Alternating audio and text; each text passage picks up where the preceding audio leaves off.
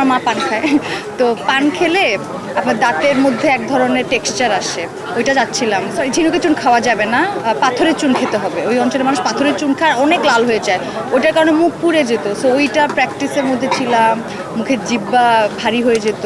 তো আপনাদেরকে দেখে নার্ভাস, আমার মাথা ঠিক মতো কাজও করতেছে না। হাওয়া তো অবশ্যই আমার জীবনে একটা গুরুত্বপূর্ণ কাজ, আমার প্রথম অভিনয়, আমি যেখানে as an actor different character explore করি। তারপরেও আমি কাজ করেছি কিন্তু সেগুলো রিলিজ হয়নি। এবং তারপর তো রোহিত, সো রোহিতের জার্নিটা আসলে এটা এটা সহজভাবে বলতে গেলে অনেক টাফ। এটা সিনেমাটা দেখলে আপনারা আরও রিলেট করতে পারবেন, আমি আরও অনেক কথা হয়তো প্রশ্নগুলো তখন বলতে পারি।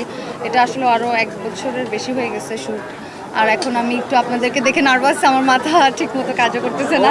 রেইনবো অলরাউন্ডার এক্সটেরিয়র পে বাড়ির বাহিরের দেয়ালের সুরক্ষা নিয়ে থাকুন নিশ্চিন্ত, সাথে পাচ্ছেন 10 বছরের ওয়ারেন্টি। নূর ভাইয়ের সাথে আমার প্রথম কাজ, এবং he is an amazing actor. আমি এমনিতে আমি রোহিত করা হবে ওনার সাথে, এটা আমি জানতাম না। তার আগ থেকে আমি চাচ্ছিলাম যে ওনার সাথে আমার কাজ করা হোক, কারণ এত দুর্দান্ত অভিনেতা।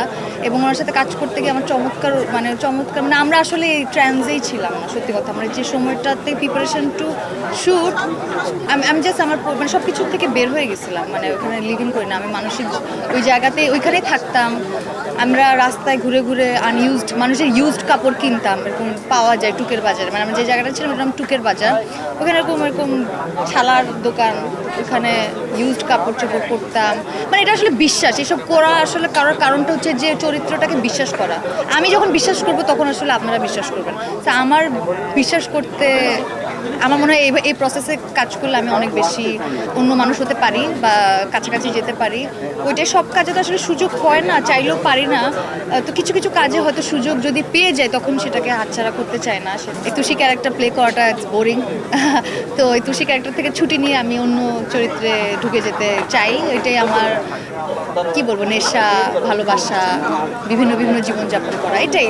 আর ফেস্টিভ্যাল নিয়ে আপনি যেটা বললেন সেটা হচ্ছে যে হ্যাঁ, এটা আমার প্রথম ফেস্টিভ্যাল জার্নি যদি আমি যাই, এবং প্রথম অভিজ্ঞতা হয়তো বা হবে। অবশ্যই খুশি, ভালো লাগছে।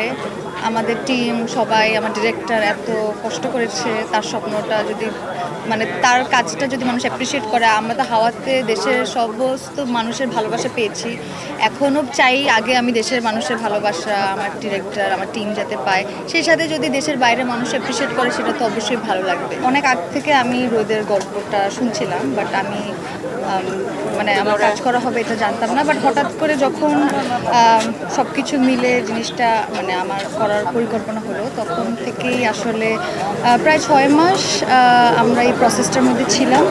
তো সেখানে এটা আসলে এক কথা মানে এটা এভাবে বলতে গেলে একটু আমার জন্য ডিফিকাল্ট, কারণ এটা একটা অন্য প্রসেস। মানে আমি হাওয়াতে যে প্রসেসে কাজ করেছি সেই টিমের সাথে আমি রোহিত করলাম, কিন্তু সেটা একটা ডিফারেন্ট প্রসেস।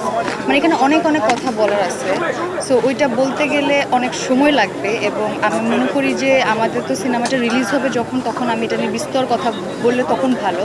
বাট এটা বলবো যে এটা হাওয়ার থেকে অনেক বেশি চ্যালেঞ্জ, অনেক বেশি মানে আমার মনে হচ্ছিল আমি হাতড়াচ্ছিলাম চরিত্রটাকে কিভাবে পাবো, কারণ আমি রাস্তায় পাগল খুঁজতাম, দেখতাম।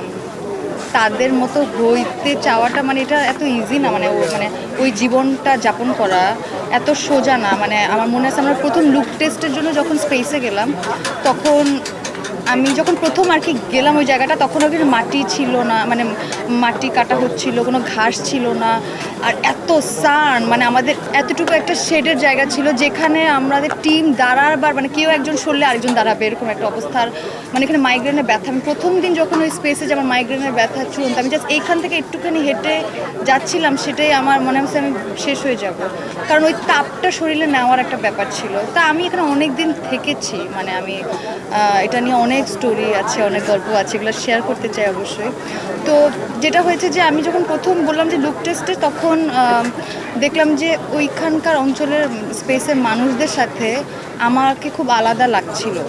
মানে আমরা ভিডিও করছিলাম, তখন বলছিল যে তোমাকে আরবান লাগতেছে, এটা হবে না এরকম, সেটা আরও ভেতরে ঢোকার গল্প আছে। সো ওদের সাথে মানে এখন 10টা মানুষ ওই অঞ্চলে দাঁড়ালে এবং আমি দাঁড়ালে, যাতে সবাই মনে হয় যে এটা সবাই একই অঞ্চলের মানুষ, মানে আমাকে যাতে আলাদা না মনে হয়, তুষি যাতে নাম বা একটা শহরের মেয়ে যাতে না মনে হয়।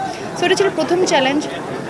সো এটার জন্য মানে স্কিনটা, আমার যে ন্যাচারাল স্কিন টোন, সেটা আমার একটা সুবিধা যে আমার যে স্কিন সেটা আমি চাইলে পুড়িয়ে কালো হয়ে যেতে পারি, আবার চাইলেই আমি আবার যে আমার ন্যাচারাল টোন সেটা ফেরত আসে।